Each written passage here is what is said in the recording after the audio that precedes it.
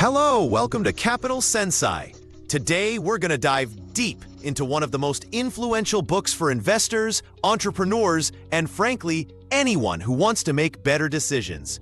We're summarizing Principles, Life and Work by Ray Dalio, the founder of the world's largest hedge fund, Bridgewater Associates. We'll explore his personal journey of failure and triumph, his 5-step process for achieving any goal, and how he built a unique corporate culture based on what he calls radical truth and radical transparency. We genuinely try to answer questions whenever we can. So if anything we discuss sparks a thought, a question, or if you have your own life principles you want to share, please drop a comment below. Your stories and insights help everyone in this community learn and grow together. So, who is Ray Dalio? To understand his principles, you have to understand his story. He wasn't born into a Wall Street dynasty. He was a regular kid from a middle-class family on Long Island who started caddying at a local golf club. He'd overhear tips from the golfers, who were mostly stockbrokers, and at just 12 years old, he took his caddying money and bought his first stock. The company was on the verge of bankruptcy, but it got acquired, and his small investment tripled. He was hooked. This early success fueled a lifelong passion for the markets. He went on to Harvard Business School and eventually started his own investment firm, Bridgewater Associates, right out of his 2-bedroom New York City apartment in 1975. For years, he was a rising star. He was brilliant, confident, and his predictions about the economy were often spot on. He felt, for all intents and purposes, invincible. And then came 1982. Dalio had done a massive amount of research and came to a very public and very strong conclusion. The global economy, burdened by debt, was heading for a depression. He was so confident that he bet everything on it. His firm's money, his clients' money, everything. He even testified before the U.S. Congress about the coming collapse. But he was wrong. Spectacularly wrong. The U.S. stock market began a massive 18-year bull run, and the economy boomed.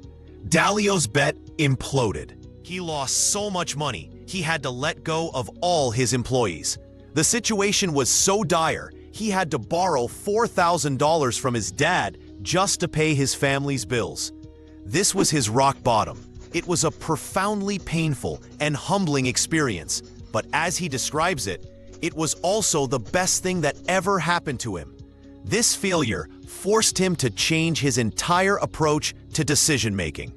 He realized that his own confidence and intelligence weren't enough. He could be disastrously wrong. He needed to shift from thinking, "I'm right," to asking, "How do I know I'm right?" This question became the cornerstone of his life's work. He started meticulously writing down the criteria he used to make decisions. Every time he made a mistake, he would analyze it, identify the cause, and write a principle to prevent it from happening again.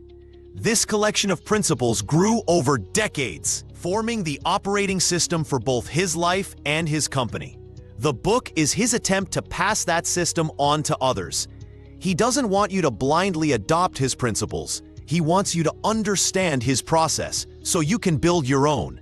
This context is crucial because the principles aren't just abstract theories. They were forged in the fire of real-world, high-stakes failure. The first and most fundamental of all of Dalio's life principles is to embrace reality and deal with it. This sounds simple, but it's incredibly difficult in practice. Most of us have a tendency to wish reality were different. We want the stock market to go up. We want to be better at a certain skill. We wish our business wasn't facing a particular problem. Dalio argues that this is a waste of time and energy. The truth is, your only path forward. Think of it like using a GPS. For the GPS to give you the right directions to your destination, you must first give it your accurate current location.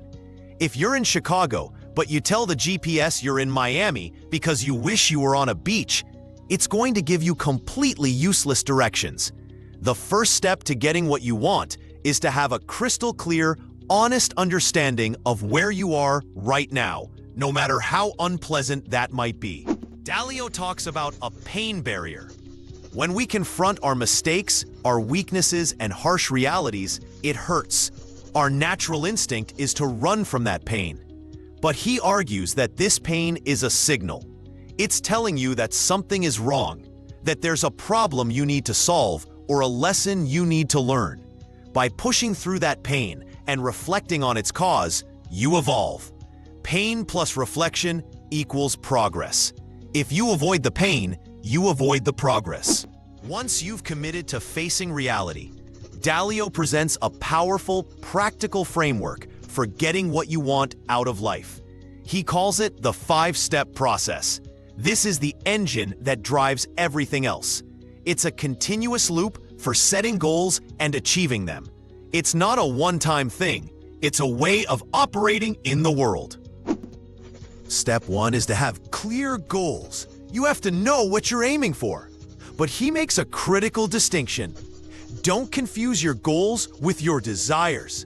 You might desire to be a rock star, a billionaire, and an astronaut all at once. But you can't have everything. As he says, you can have just about anything you want, but you can't have everything you want. You have to prioritize. Think of life as a giant buffet. You can't possibly eat every single dish. If you try, you'll just make yourself sick. You have to look at all the options and decide what you really want most. Choosing a goal means not choosing other goals. This focus is essential because it directs your energy and resources toward what matters most to you. And write them down. Making them tangible makes them real. Step 2 is to identify and not tolerate the problems that stand in your way. Once you have a clear goal, the problems are simply the obstacles you encounter on the path to that goal. Many people get discouraged by problems. They see them as signs of failure. Dalio sees them as opportunities. Every problem you encounter and solve makes you stronger and brings you closer to your goal.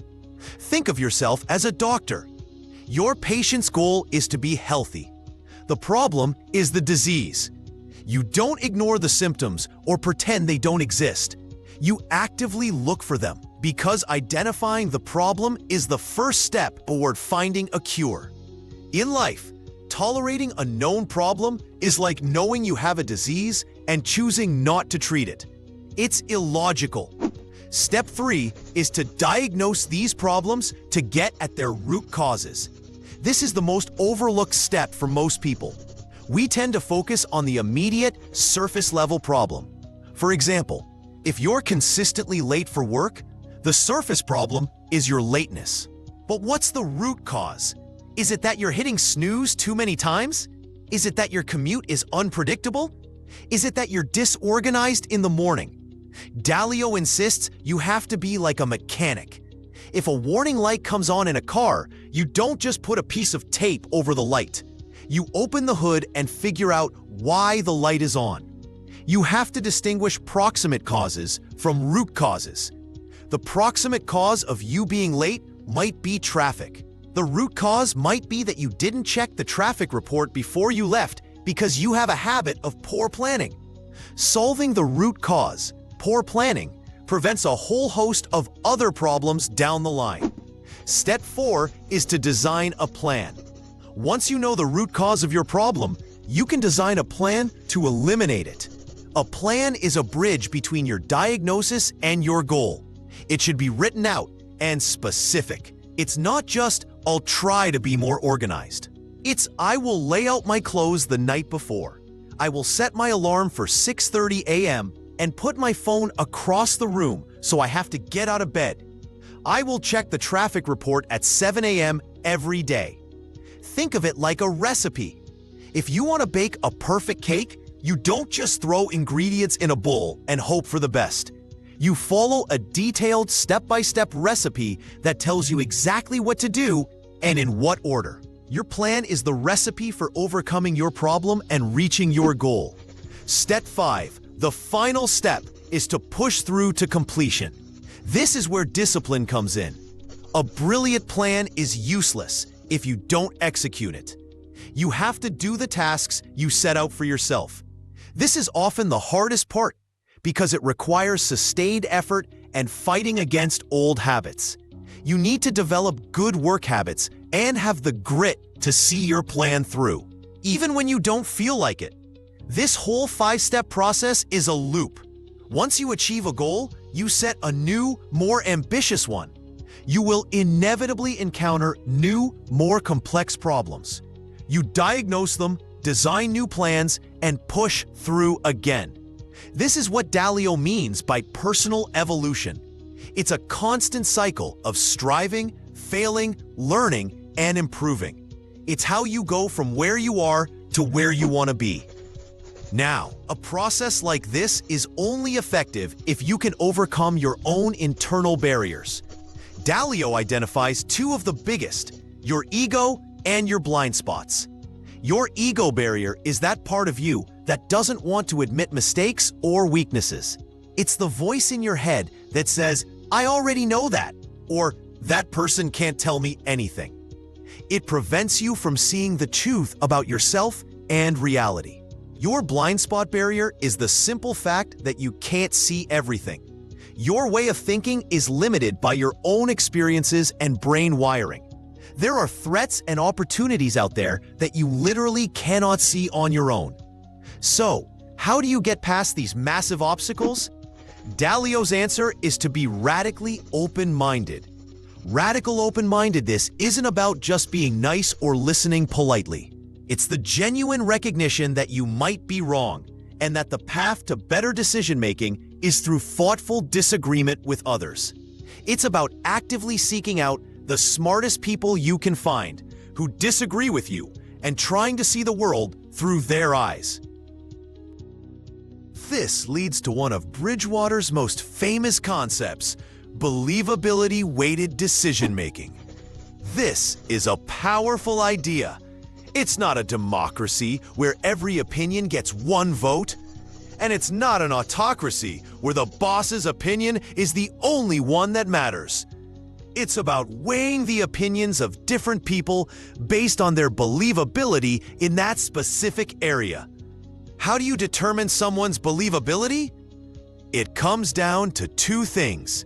First, do they have a proven track record of success in that domain?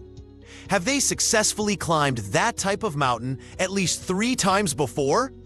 Second, can they logically explain the cause and effect relationships behind their conclusions?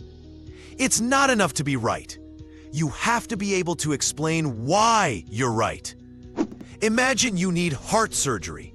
You'd ask for the opinion of a world-renowned cardiologist. You might also ask your friend who reads a lot of health blogs. You would listen to both, but you would weigh the cardiologist's opinion 1,000 times more heavily.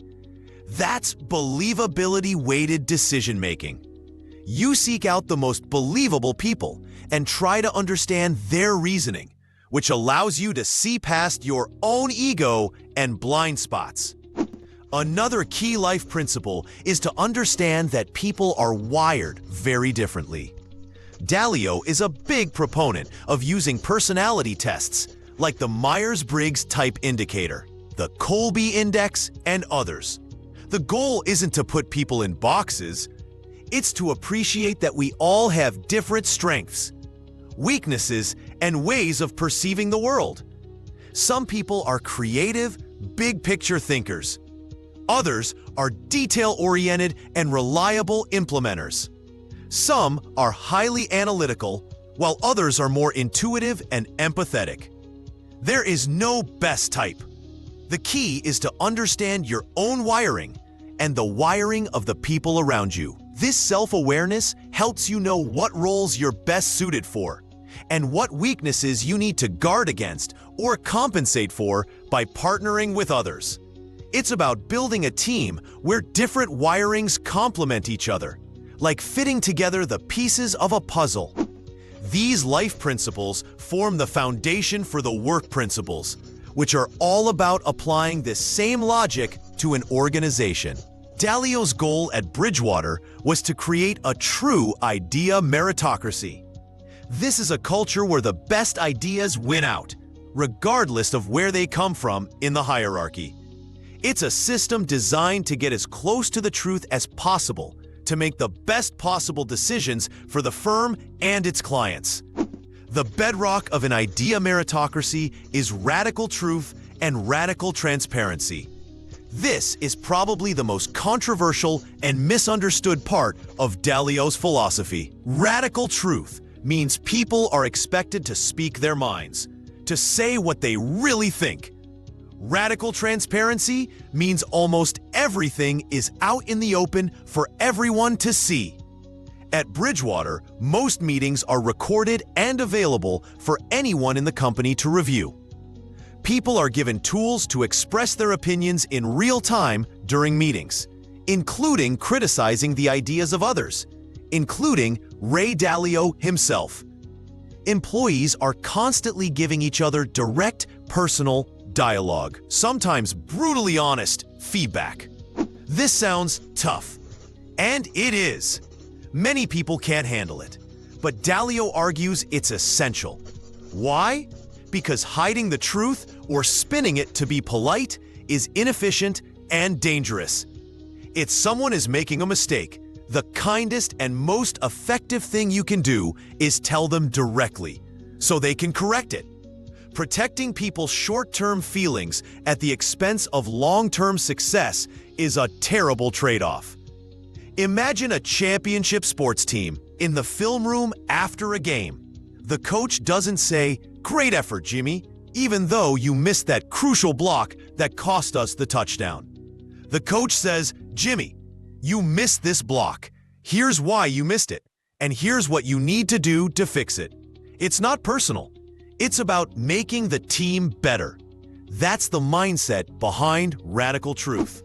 The mission of the organization to achieve excellence is more important than anyone's individual comfort. To support this culture, Bridgewater developed a number of unique tools. One of the most famous is the Dot Collector. It's an app used in meetings where employees can rate each other in real time on dozens of different attributes, like synthesis, creativity, or willingness to touch the nerve.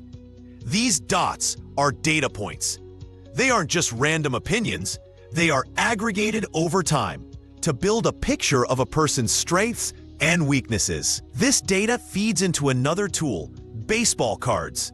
Every employee has a baseball card, which is like a dynamic resume that shows their believability scores in different areas, based on the collective data from their peers. It highlights their strengths, their weaknesses, and their tendencies. Again, this might sound a bit like a dystopian surveillance state, but the purpose is logical within Dalio's system. The baseball cards help in making decisions about who should be responsible for what. If you need to solve a complex, creative problem, you can look at the data and assemble a team of people who are demonstrably strong in creativity and synthesis.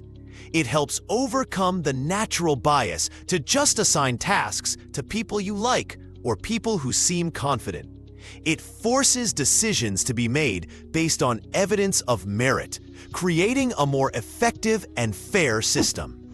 Another core work principle is to create a culture where it is okay to make mistakes, but not okay not to learn from them. A mistake is seen as a puzzle. When one occurs, the first question isn't whose fault is it, but what happened and why. The goal is to perform a root cause analysis, just like in the 5-step process. Bridgewater maintains an error log, which is a public record of mistakes and their diagnoses. Once the root cause is identified, the team works to create a new principle or modify an existing one to prevent that type of mistake from happening again. This turns every failure into a valuable asset. The organization literally learns and evolves from its errors. The system gets smarter over time. It's like how aviation safety has improved dramatically because every single crash is meticulously investigated to find the cause, and procedures are updated to prevent it from ever happening again. To make all of this work, you have to get in sync. This is a critical concept. In an environment of radical truth, there will be a lot of disagreement. This is encouraged during the debate phase. People should passionately argue their points of view, supported by logic and evidence. But at some point, a decision has to be made. The decision is made using the believability weighted system. Once the decision is made, everyone is expected to get behind it and support it, even if they initially disagreed. You can't have people continuing to argue or, even worse, passively sabotaging a decision after it's been made. That's dysfunctional. Think of a ship's crew. They can debate the best course to take, but once the captain, after weighing all the believable inputs, sets a course, everyone has to row in that direction. If they don't, the ship will go in circles. This requires a high degree of maturity. It means separating your idea from your identity. If your idea doesn't win in the meritocracy, it's not a personal rejection. It's simply that another idea was deemed better through a rigorous process. The shared goal is the best outcome for the organization, not for your own idea to be the winner. So, when you put it all together, what is the grand message of Principles? It's a guide to building an effective life and an effective organization by systematizing the process of decision-making. It's about moving away from relying on gut feelings, emotions, and ego, and toward a more logical, evidence-based approach. It starts with a brutal, unflinching commitment to seeing reality as it is. From there, you use the 5-step process: clear goals, identifying problems, diagnosing root causes, designing a plan, and executing as your engine for progress. To make this engine run smoothly, you must be radically open-minded, seeking out thoughtful disagreement from believable people to overcome your own ego and blind spots. When you apply these concepts to a group, you aim to create an idea meritocracy. This is a culture built on radical truth and transparency, where the best ideas win out through a process of believability-weighted decision-making. In this culture, mistakes are not hidden. They are treasured as learning opportunities that help the entire system evolve and get better. Dalio's framework is not a simple recipe for happiness or a guarantee of wealth. It's a demanding and sometimes uncomfortable way to operate. The constant feedback, the intense focus on weaknesses, the expectation of confronting painful truths. It's not for everyone. But for Dalio, it was the only logical way to maximize his chances of success while minimizing the risk of another catastrophic failure like the one he experienced in 1982. The real power of the book isn't in telling you to copy Bridgewater's culture. That would probably be a disaster in most places. The power lies in the challenge it presents to each of us to stop and think about our own principles. What are the rules you use to make decisions? Are they written down? Are they consistent? Do they work? Dalio provides a detailed blueprint of his operating system, not so you can install it, but so you have a template for building your own. It's an invitation to be the conscious designer of your own life.